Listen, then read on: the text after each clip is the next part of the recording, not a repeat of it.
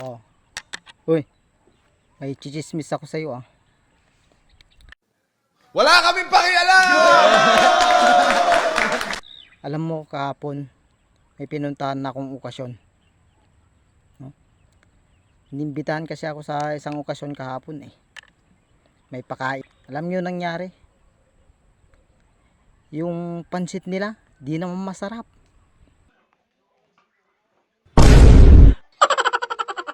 Ang kapal na mukha mo.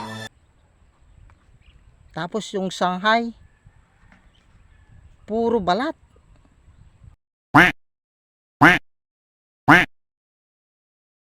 Gunggong! Barinig kita sa mukha eh! Wala. Tapos pizza. Hindi naman maanghang yung sauce.